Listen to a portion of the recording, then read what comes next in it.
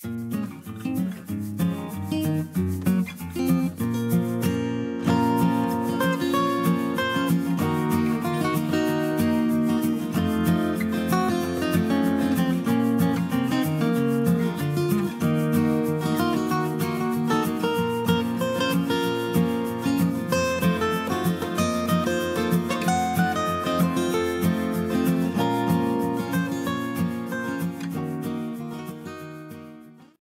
auras abordé la volonté de puissance.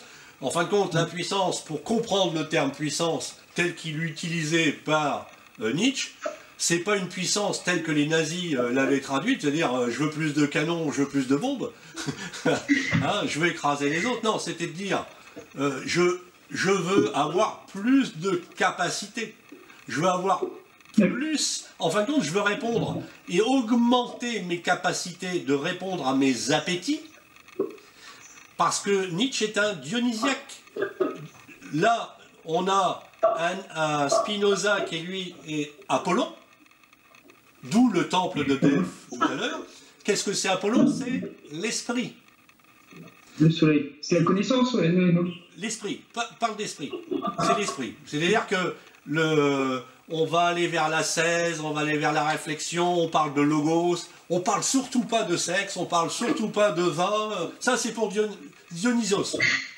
Eh bien, Nietzsche va renouer avec ça. Il va dire, bah, regardez, Spinoza nous l'a pas interdit. Oui, Spinoza parle pas de ça. Et Spinoza, il est honnête, il parle d'appétit. Il dit, si on connaît bien, la volonté que décrit Descartes, la volonté de réfléchir, de faire des choix par rapport au désir, donc répondre, fuir l'hubris, hein, oui. Eh bien, Spinoza, lui, il dit, bah, si j'ai avancé dans les connaissances et que je ne suis pas resté au stade des connaissances du premier genre, eh ben, je vais pouvoir, en conscience, réfléchir, agir, et agir bien. D'accord, ok. Alors, on va continuer sur ça. Donc là, je te passe. Hein, donc, en fin de compte, qu'est-ce que je finis Descartes là, quand même. On va le ranger dans sa boîte. Descartes nous laisse sur notre soif sur plusieurs points, mais sache-le, ça donnera l'ouverture à l'existence d'Heidegger. C'est dire, Descartes, il nous dit, je pense donc je suis. Ouais, mais je suis quoi? Il n'a jamais répondu, ce gars-là. Alors que Spinoza répond. Spinoza, l'air de rien, il a répondu à plein de choses que Descartes avait laissé en suspens. D'accord, donc il complète l'analyse de Descartes. Ben, comme Descartes a complété, Aristote a complété, etc., etc.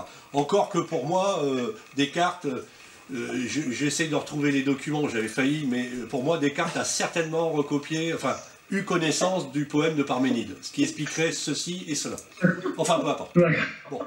Donc, on a des passions, et c'est intéressant parce que quand on parle de passion, on a des passions tristes et des passions joyeuses.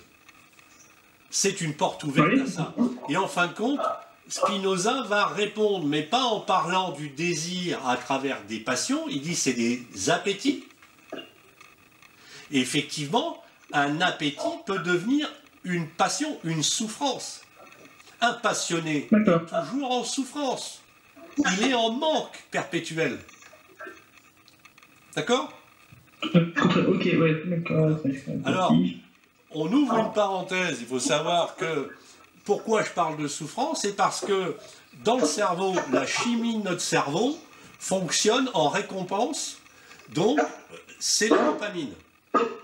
Hein, la substance, le neurotransmetteur, c'est la dopamine. Et donc tous ces philosophes n'ont pas connaissance du fonctionnement exact du système neuronal, mais nous, on va le voir. Ce qui te permettra d'avoir des lumières supplémentaires pour expliquer ceci, parce que de façon intuitive, alors l'intuition, ça a surtout été mis en avant par notre ami Kant, hein, mais l'intuition, Spinoza, là, il ferme pas, il ouvre sur un schéma intuitif pour aller vers les connaissances.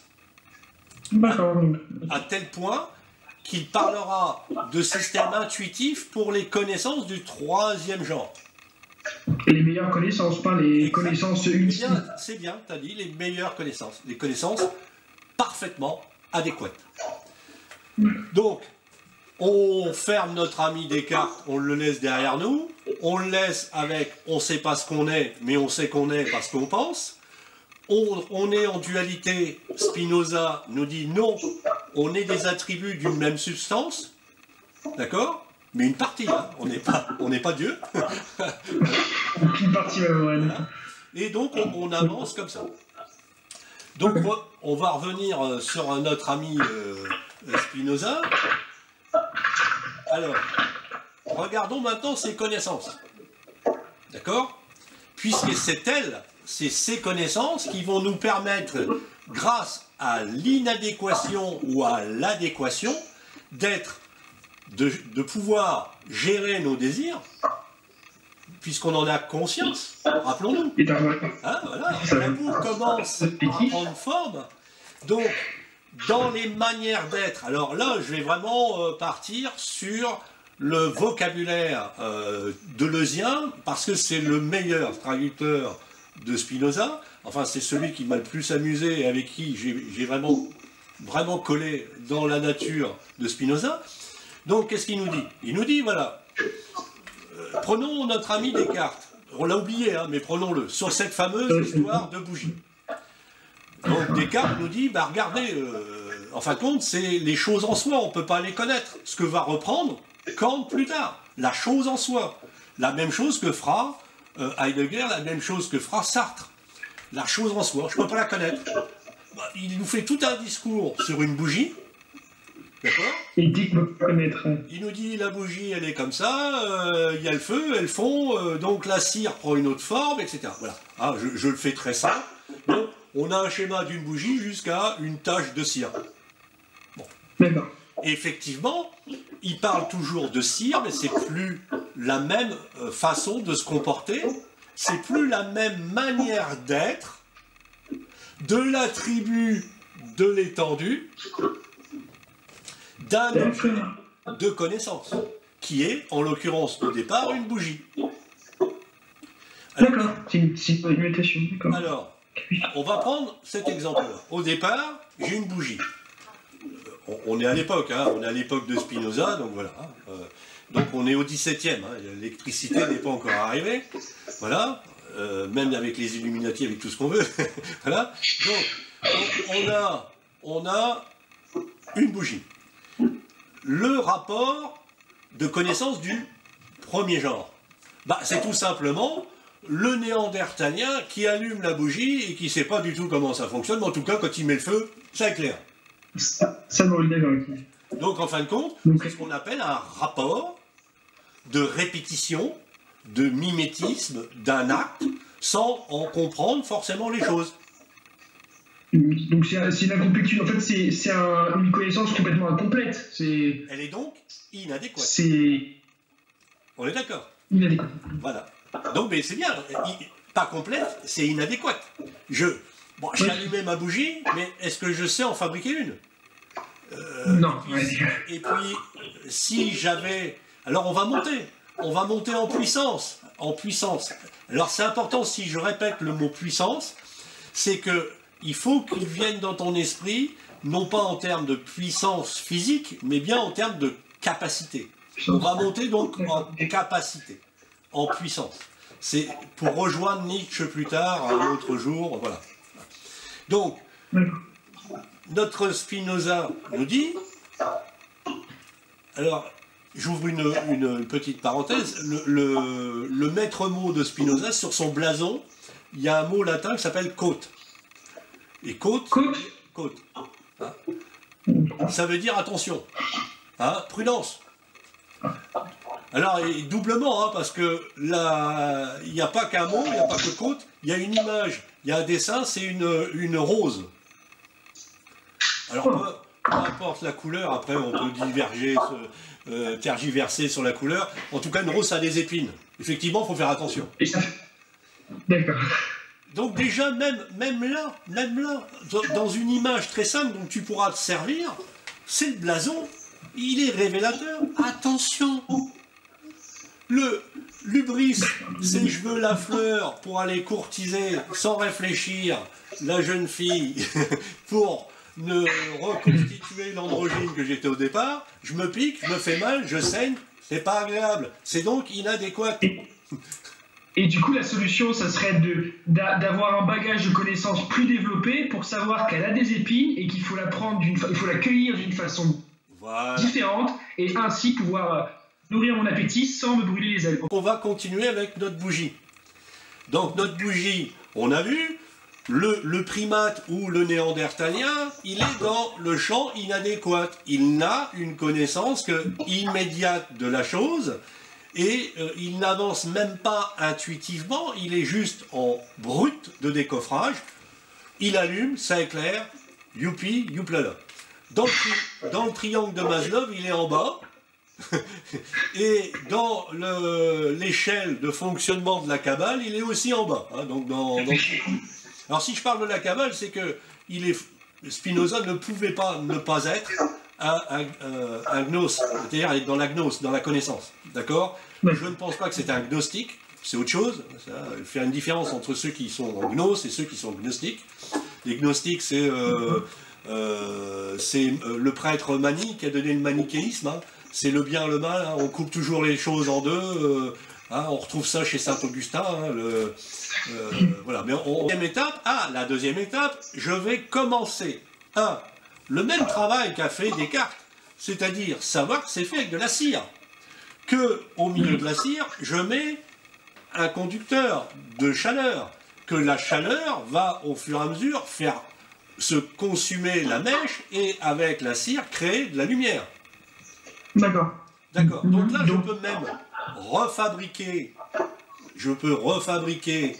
une bougie, je peux interagir, et donc là, je commence à être en adéquation.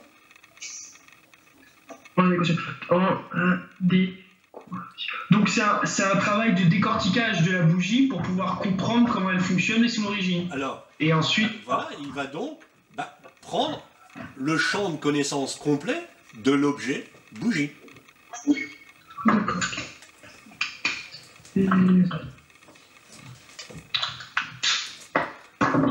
Donc, on a vu l'inadéquat, on voit l'adéquat. Et ensuite, eh bien, là où c'est arrêté, en fin de compte, là où c'est arrêté Descartes. Qu'est-ce que fait Spinoza? J'ai dit, il complète. Il va plus loin. Mais il va plus loin. Il s'est arrêté à dire, ben voilà, je sais que la bougie, c'est de la cire, que la cire, ça peut prendre telle forme, mais c'est peut-être encore autre chose. Il y a quelque chose derrière, mais il s'arrête. Spinoza, lui, il va aller plus loin, il va nous dire, il y a des connaissances du troisième genre.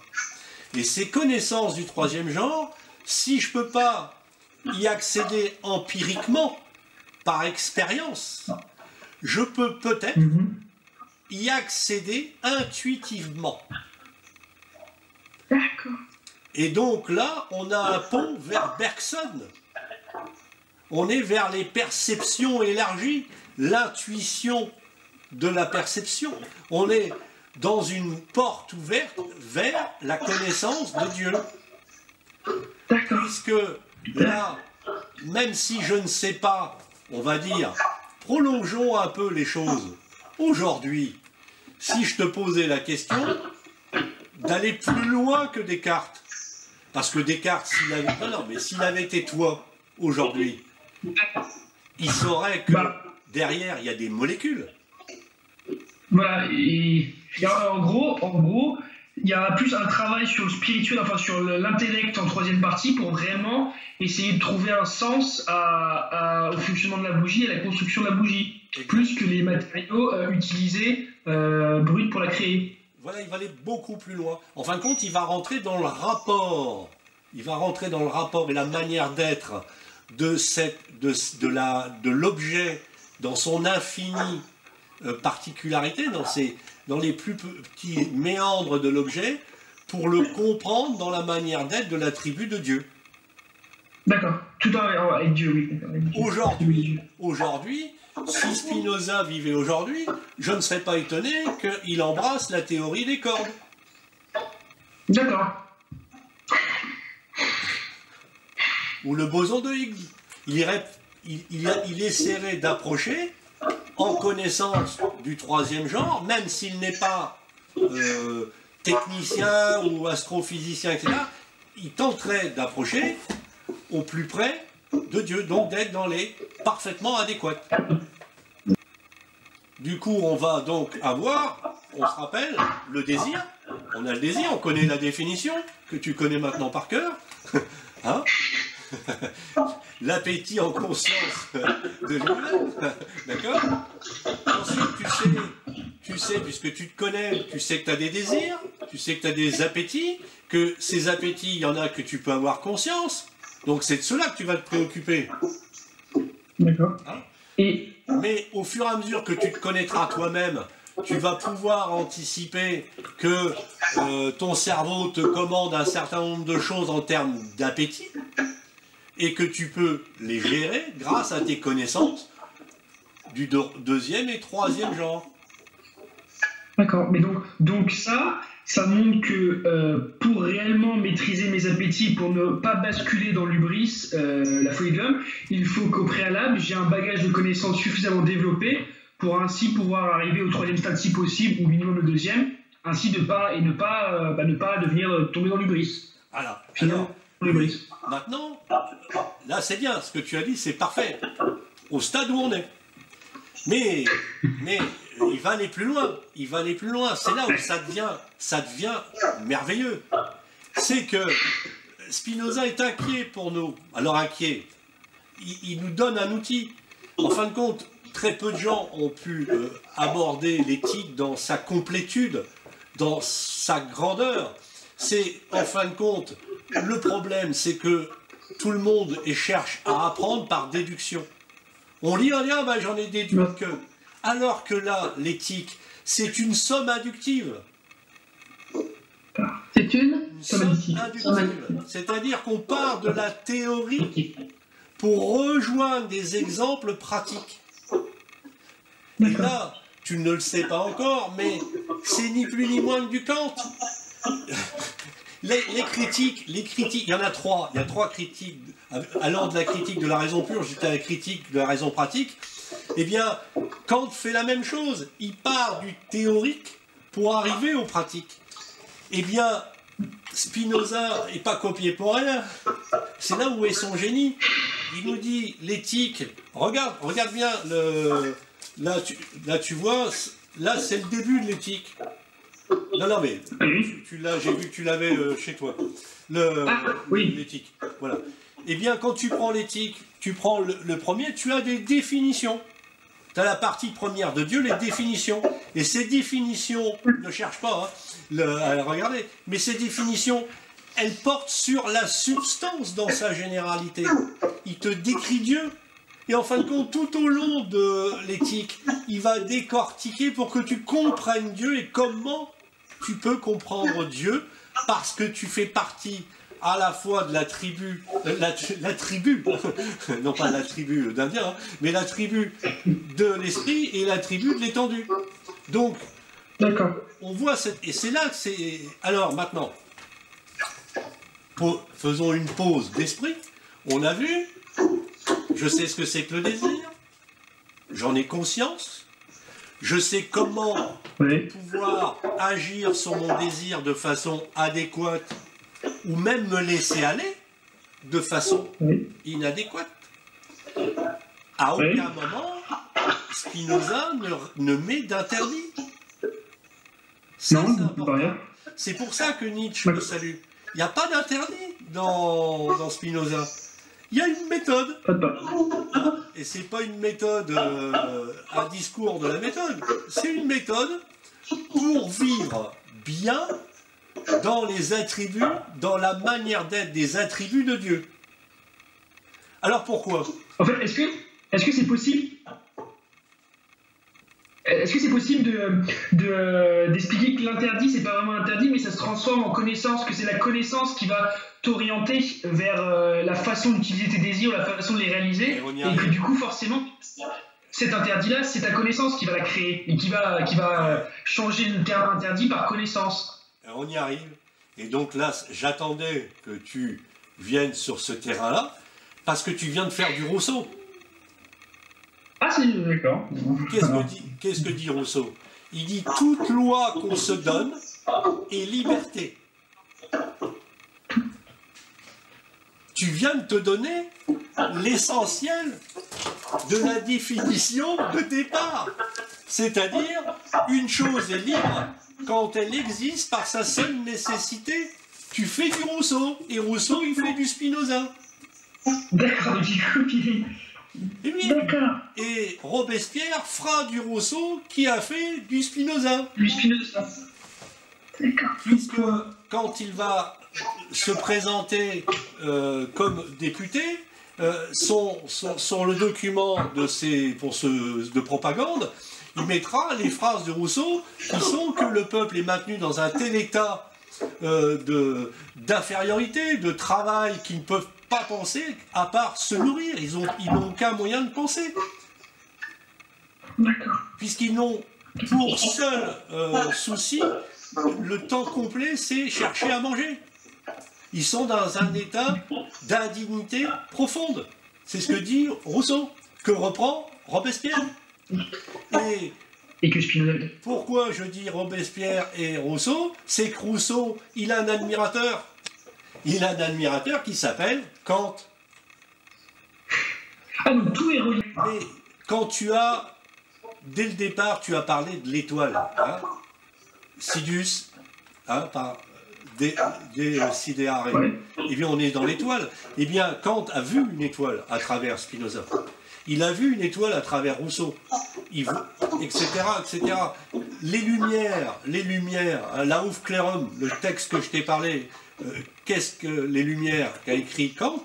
Il va parler de sortir de la minorité par le savoir, la connaissance.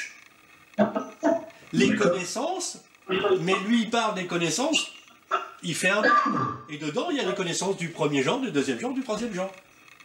Sauf que quand il a un problème, Kant, c'est qu'il se retrouve à avoir repoussé Dieu de la métaphysique. D'accord? Ah oui, il a été obligé de réécrire, il a réécrit l'introduction à la critique de la raison pure en parlant de la reine écube. La reine écube qui pleure tout ce qu'elle a perdu. C'est la métaphysique qui a perdu Dieu, qui a perdu le monde, qui a perdu plein de choses. Donc, quand il a été comme Robespierre, Robespierre a tué des gens, lui, il a tué Dieu quelque part. Alors, il va falloir qu'il sauve Dieu. Lui, il a trouvé une autre solution, il sauvera Dieu dans la critique de la raison pratique. Mais oublions ça. Revenons à notre ami Spinoza. Tu vois qu'il a éclairé plein de gens. Alors, on sait ce que c'est que le désir, on a vu qu'on avait des connaissances pour pouvoir interagir, mais là, il va nous donner un éclairage. C'est dans les définitions qui suivent, la définition 2 et la définition 3. En fin de compte, on ne va pas en faire des milliers. On a vu la une, c'était le désir, et tu l'as bien compris maintenant ce qu'est le désir. Vas-y, dis-le-moi. Oui. Là, c'est bon, le désir, là, c'est carré. C'est carré. Le désir, c'est donc nourrir, enfin on a des appétits, chaque homme a un appétit, et donc avant de résoudre son appétit, il faut donc connaître son appétit, donc on peut reprendre là justement le temple de Delphes avec connais-toi toi-même, on commence par ça.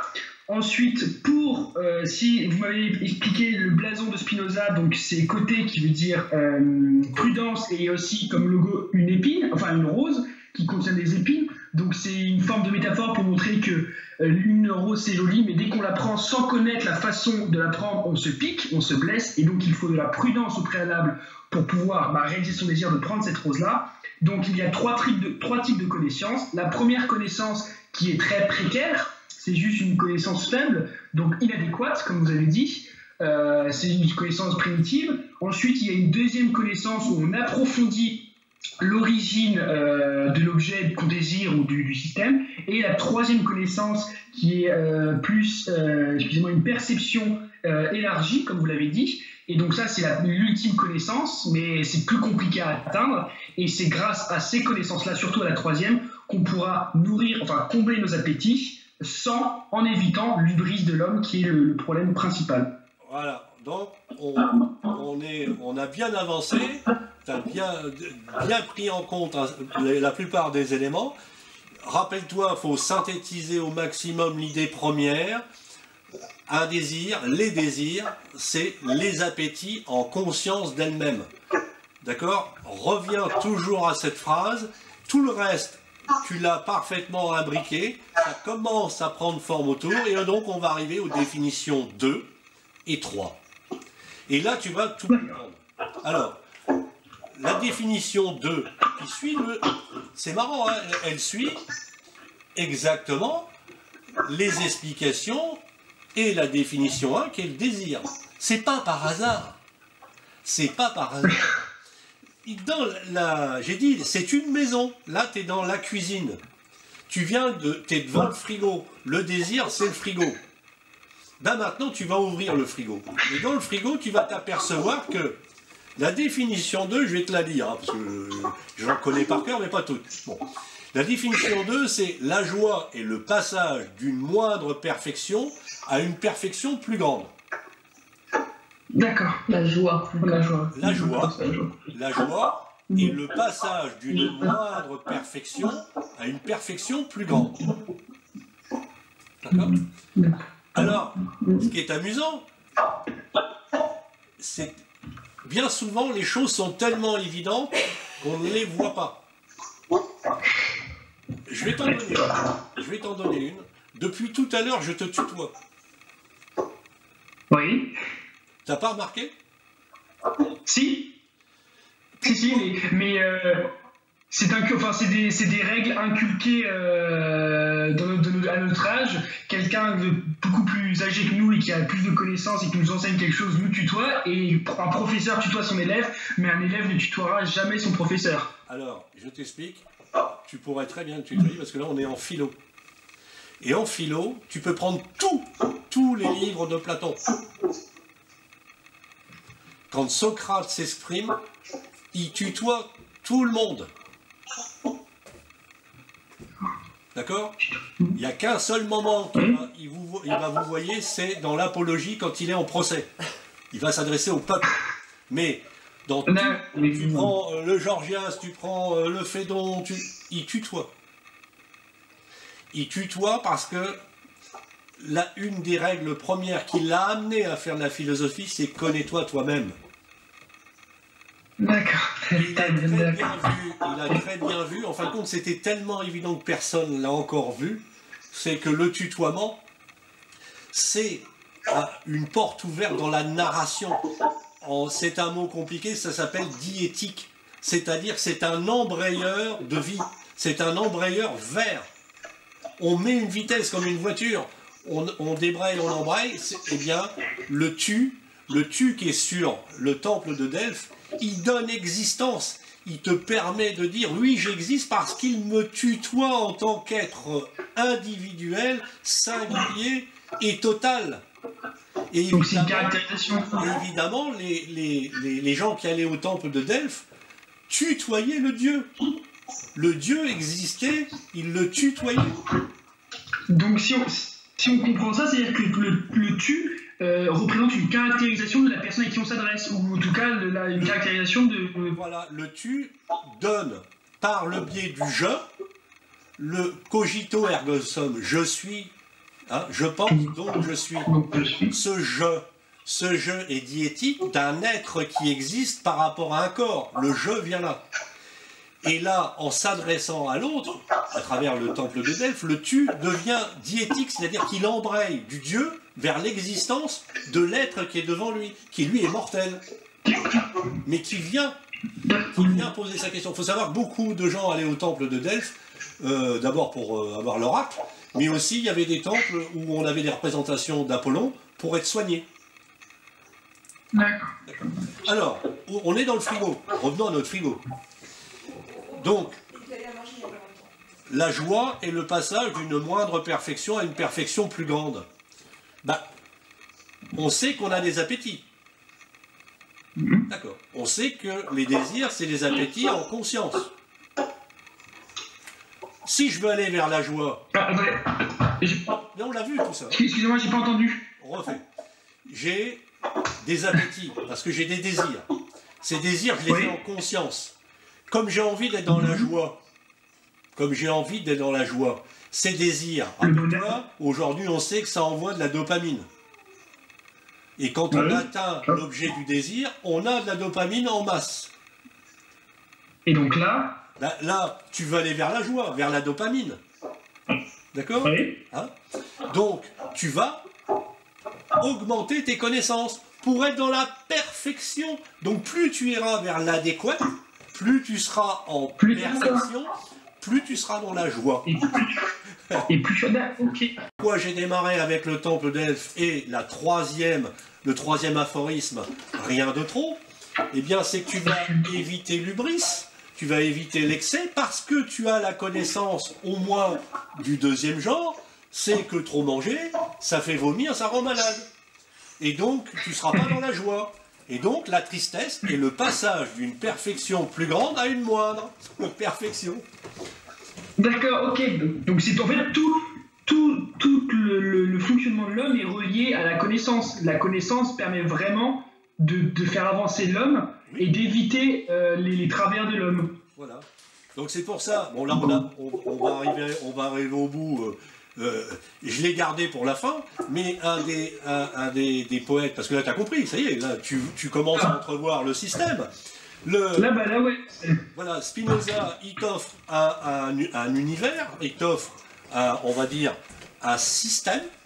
Ce système est panthéique, donc c'est un dieu, qui est substance infinie, et on est, si on accepte ce système, hein, on est dans Dieu, on fait partie de Dieu. Donc l'idéal, puisque Dieu, on est en lui, bah, c'est d'apprendre le plus de choses pour vivre en perfection avec ce Dieu. D'accord. Voilà. Connaissance. Et on va être en harmonie avec la substance sur laquelle on interagit. Et donc la connaissance... Donc la connaissance permet l'osmose. Exactement. Deleuze, je vais donner un autre exemple pour que tu puisses en avoir un autre que la bougie. Deleuze, il avait un truc génial, il dit, prenons un enfant, enfin, prenons toi au début, tu avais une plage, tu es dans les connaissances du premier genre, ton désir c'est de te rafraîchir au bord de la plage, tu vas avoir envie, hein, tu vas avoir cet appétit d'aller dans l'eau. Mais comme tu n'as pas la connaissance des choses, eh bien tu mets un premier pied dans l'eau, là tu prends une gifle de la mer par la vague, et tu te retournes vers maman en disant « Maman, la mer m'a frappé !» Parce que tu n'étais pas en adéquation, tu étais inadéquate, mais tu t'es quand même rafraîchi, mais tu as pris une claque, une belle gifle de la mer. Et du coup, la joie n'est pas là. Et du coup, tu es passé d'une perfection qui était le giron de ta maman à ce moment-là, hein, dans l'exemple, hein, évidemment, tu passes à une moindre perfection parce que là, il y a de la tristesse. Hein, un coup, c'est jamais bon. Donc là, tu vas dire sur les conseils de ta maman, mais là, c'est de l'autonomie hein, que vise Spinoza. Quand on lit Spinoza, on est quand même capable d'être autonome. On ne prend pas maman pour aller lire l'éthique. Donc, on lit l'éthique et là, on est capable de se dire, je vais apprendre à nager. Je vais donc être dans les connaissances du deuxième genre, puisque je vais pouvoir nager et ne pas prendre la tasse, ce qui arrivera, etc., etc. Donc je suis dans les connaissances du deuxième genre. Et puis à la limite, si on veut s'amuser, eh bien, au troisième genre, comme tu frôlerais les connaissances de Dieu, bah, tu pourrais inventer ton sous-marin tout seul, hein, voilà, et on t'appellerait le capitaine Nemo. Voilà. Parce qu'il faut quand même mettre un peu d'humour là-dedans. Voilà. Donc, dans le système, voilà, et on a fait le tour. Enfin, on a fait le tour pour ce qui est du désir, hein, parce que Spinoza, il y a beaucoup de choses, mais au moins, tu commences à entrevoir la trame. On est parti d'une substance infinie qu'on appelle Dieu. que ce Dieu, il te donne une notion de la liberté, et donc on va finir, puisque l'objectif, c'est pas que tu lises tout Spinoza. En tout cas, je t'invite à lire, on t'enverra ça, c'est la lettre de Spinoza à Schuller, et dans cette lettre, mais on va t'envoyer, ne note pas, on va te l'envoyer. Dans cette lettre, en fin de compte, Spinoza, là on vient de voir les désirs, on a vu qu'on était déterminé par ces désirs, je crois que tu l'as compris. C'est pour ça que je t'ai donné l'histoire des chiens pour humour, mais je t'ai donné surtout l'histoire des androgynes. On est déterminé à devoir trouver l'autre face de cet amour. C'est l'objectif, c'est la fille de l'homme. Voilà, la fille va chercher l'homme et l'homme va chercher la fille, enfin peu importe, ou la femme, voilà. Mais il y a une recherche qui nous est déterminée. On est déterminé. Pour se reproduire, il faut trouver l'autre. Hein? Tu commences à entrevoir le système. Donc, pourquoi c'est important? Parce que la question que tu vas te poser après, c'est la liberté. La problématique que va amener Spinoza, c'est que tous ces détracteurs à l'époque, et c'est pas des cultivateurs, hein, tous ces détracteurs vont l'attaquer sur la liberté. Et donc, quand il l'attaque sur la liberté, il va répondre.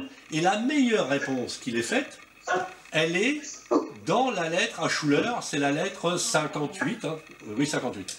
Donc, dans cette lettre, il rappelle qu'il n'y a que Dieu qui connaît la liberté, qui est libre, puisqu'il est autonome, il peut faire ce qu'il veut, il est infini, voilà, lui, c'est le seul qui est libre.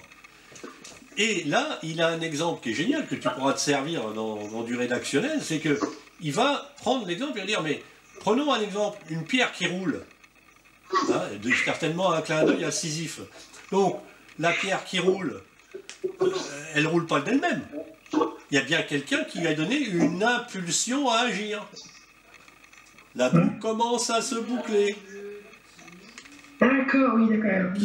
Qui a eu le seul acte libre, c'est le désir de Dieu de faire rouler la pierre. Mais lui, il est libre. Lui, il est libre. Donc on fait... Et cette pierre fait partie de Dieu, enfin c'est une partie inhérente de Dieu. Lui, il se connaît, Dieu se connaît, donc quand il envoie la pierre, il sait que c'est lui qui l'a envoyée, il sait pourquoi, jusqu'où elle va aller, etc. Et après, on peut rentrer dans la mythologie avec les destins, la durée de la vie, etc. Tu peux habiller ça comme tu veux. Mais dans cette lettre, il va dire, les mots, c'est l'impulsion est d'une cause extérieure. Donc, pour les connaissances du troisième genre, c'est savoir d'où sont. Est-ce que c'est intrinsèque ou extrinsèque? Là, d'accord?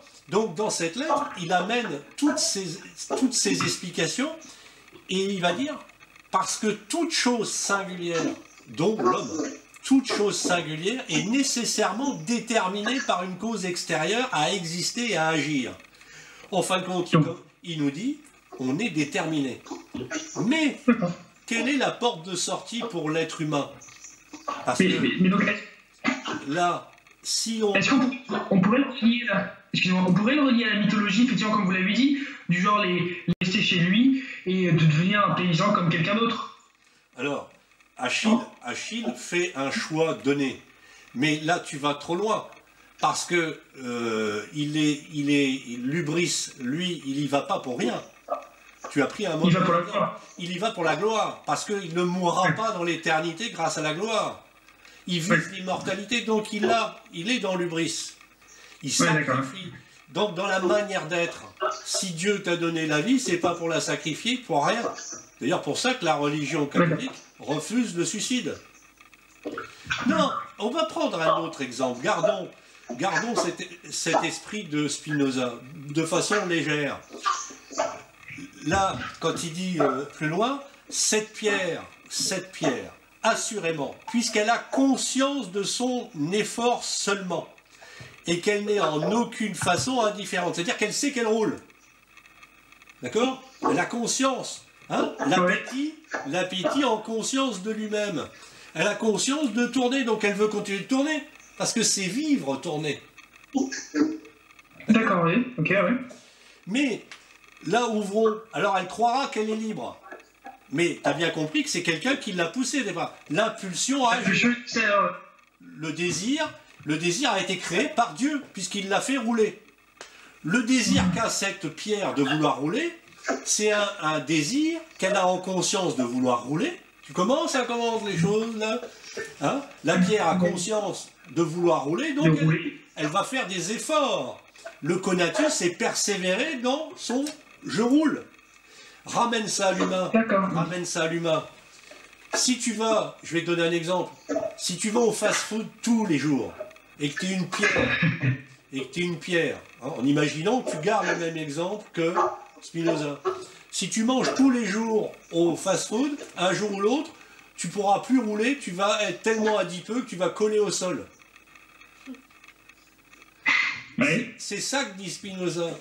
Connais-toi toi-même, maîtrise les connaissances du premier et deuxième genre. Si c'est juste la connaissance du premier genre, eh bien tu vas être comme tous les Néandertaliens, faire la queue chez McDonald's pour manger, parce que tu réponds à un désir dont tu n'as pas conscience, c'est le besoin de sucre et de matière grasse, et tu finis, bah, tu meurs plus vite. La liberté de l'homme, et c'est ça que dit, et pour ça que j'ai pris cette lettre, parce qu'elle t'évite de lire tout l'éthique, et d'avoir un exemple concret. La liberté que tu as grâce à Spinoza, c'est de choisir de manger moins, ou de manger plus, parce que tu as la connaissance du deuxième ou du troisième genre, de ce que tu peux faire. Voilà. Donc d'accord, donc Spinoza dit que tout homme a forcément un désir, et donc en fait, c'est grâce à la connaissance qu'on va pouvoir apprendre à connaître réellement ce désir pour l'utiliser de la meilleure façon possible, la meilleure façon qui soit pour l'homme, voilà. Et pour son bonheur, et pour éviter l'hybris ou éviter la mort. Et donc, on rejoint ce que j'ai dit juste avant, c'est-à-dire, on va avoir la joie et la tristesse. D'accord. D'accord. Ah oui, parce que, oui, d'accord. Ah oui. Voilà. Donc, ramène ça, puisque tu vas vers une école de commerce, donc on va finir sur deux thèmes. Le premier thème, c'est la phrase de Pindare, qui était de mémoire « Deviens ce que tu es quand tu le sauras ». Donc, en fin de compte, tu rejoins « Connais-toi toi-même ». Et une fois que tu te connais, bah, tu peux identifier vers quoi tu vas. Et c'est tout le chemin que fait Spinoza. Spinoza, à travers l'histoire, répond à Pindare. D'accord. Pindare. Non. Non. C'est un aphorisme que tu trouveras facilement. Hein, deviens ce que tu es, quand tu le sauras, tu le trouveras facilement. Hein.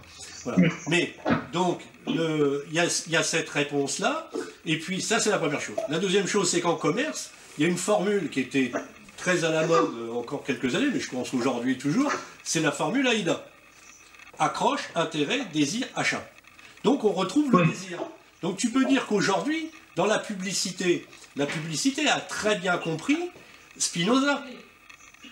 Elle va accrocher un besoin, accroche, voilà un besoin, le chocolat par exemple, hein, ou la voiture. Hein, la voiture, si on prend la voiture, donc j'accroche, j'ai réveillé l'intérêt. Parce que, par exemple, la voiture, elle est très belle, c'est une voiture de luxe, bien sûr, on ne met pas le modèle le plus pourri, hein, on met le plus beau modèle. Bien souvent, une époque, on mettait, si c'est une voiture qui s'adressait à la jante masculine, on mettait une jolie jeune femme à côté. Si c'était une voiture qui s'adressait à la jante féminine, on mettait un joli jeune homme à côté. On crée l'intérêt, ça peut être l'intérêt pour un prix moins cher, etc. On accroche l'intérêt, et automatiquement, on tombe dans le désir. D'accord, et donc il suffit le désir. Là, on crée un appétit, on a bien créé un appétit en conscience, c'est la voiture que je veux, on n'a pas compris pourquoi, mais c'est la voiture que je veux, et on va vers l'achat.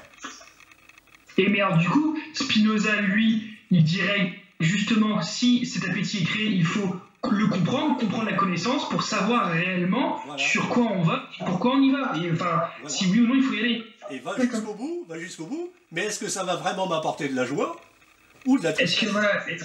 Eh oui. Est-ce que c'est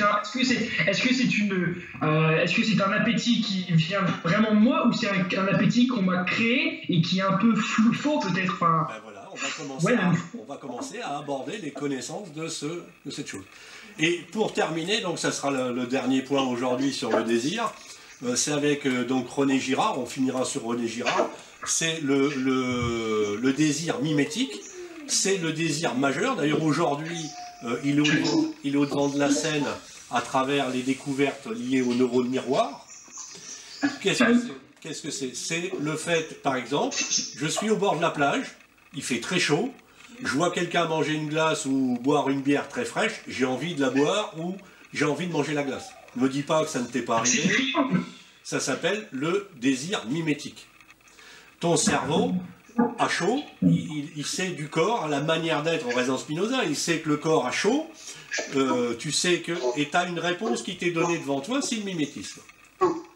Et ce qu'il faut que tu saches, c'est que, si je te dis ça, c'est que c'est très intéressant parce que ça te permettra de montrer que le désir, là je te l'ai montré avec le temple de Delphes, qui est beaucoup plus ancien que de ce dont on va parler, c'est les 10 commandements. Eh bien, sache-le, dans les 10 commandements, les 5 derniers commandements sont uniquement liés au désir, pour te dire la puissance de l'appétit. Quand j'ai dit persévérer dans son être en suivant Spinoza, c'est tout à fait ça. L'appétit est gigantesque.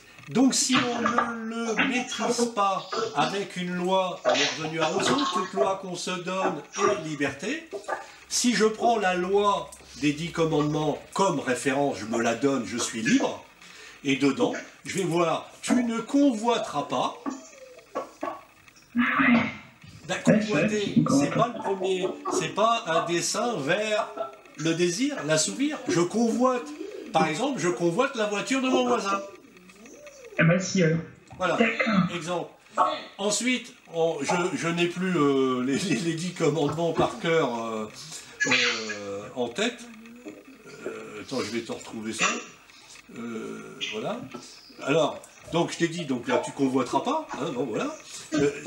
Tu convoites pas la voiture. Bon, tu as vu que c'était très précis, hein, tu convoites pas la maison de ton prochain, ni son champ, ni son serviteur, ni sa servante, c'est-à-dire sa femme. Hein.